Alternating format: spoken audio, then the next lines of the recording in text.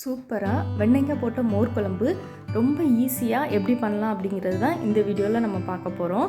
First வெண்டைக்காவை இது மாதிரி ரஃப்பாக கட் பண்ணி கொஞ்சமாக நம்ம வதக்கிக்கிடணும். அதில் கொஞ்சம் வலுவலுப்பு தன்மை வர மாதிரி இருக்கும்ல, அது போகிறதுக்காக ஒரு 5 மினிட்ஸ் வந்து நம்ம வதக்கிக்கிட போகிறோம். ஆயில் ஊற்றினாலும் வதக்கிக்கிடலாம், இல்லைனா ஆயில் இல்லாமல் கூட அப்படி பாத்திரத்தில் போட்டு கூட நம்ம கொஞ்சம் இது வந்து வதங்குற அளவுக்கு வதக்கிக்கலாம். இப்போ ரெடி ஆகிட்டு இதை தனியாக நம்ம எடுத்து வச்சுக்கிடலாம். ரஃப்பாக கட் பண்ணால் போதும் நம்ம வெண்டைக்காயை.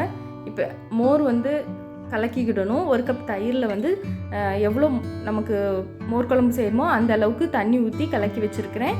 வெண்டைக்காய் ரெடியாக இருக்குது. அப்புறம் மிக்சியில் கொஞ்சம் அரைச்சிக்கிடணும். அதுக்கு 1 ஸ்பூன் ஜீரகமும் ஒரு அரசில் தேங்காயும் 3 பச்சை மிளகாவும் எடுத்துருக்கிறேன். இதை வந்து நம்ம கொரன்னு அரைச்சிக்கணும். ரொம்ப மையாக அப்படி வேண்டாம். தேவைப்பட்டால் கொஞ்சமாக நம்ம தண்ணி ஊற்றிக்கிடலாம். மோர் வந்து ப்ளெயினாக இருக்கிறதுனால காரம் நல்லா இருந்தால் தான் நல்லாயிருக்கும். அதனால் உங்களுக்கு காரத்துக்கு தேங்க மாதிரி கூட கொஞ்சம் மிளகாய் எடுத்துக்கோங்க. இப்போ எல்லாமே அரைச்சி ரெடியாக இருக்குது. இப்போ நம்ம மோர் குழம்பு வைக்கிறதுக்கு ஸ்டார்ட் பண்ணலாம். பாத்திரம் ஹீட் ஆனதும் ஆயில் சேர்த்துக்கோங்க. ஆயில் ஹீட் ஆனதும் கொஞ்சமாக கடுகு சேர்த்துக்கலாம்.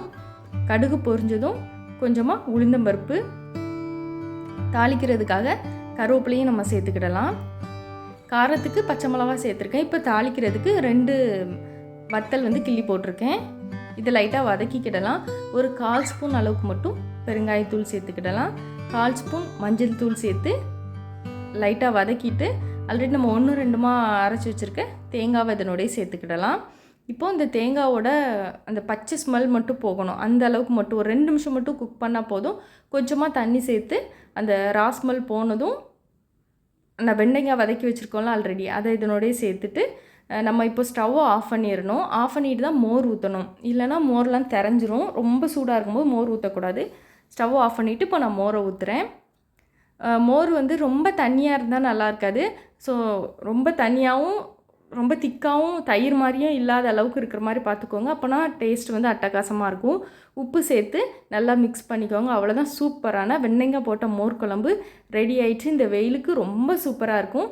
நீங்களும் ட்ரை பண்ணி பாருங்கள். ரொம்ப ஈஸியாக செஞ்சிடலாம்.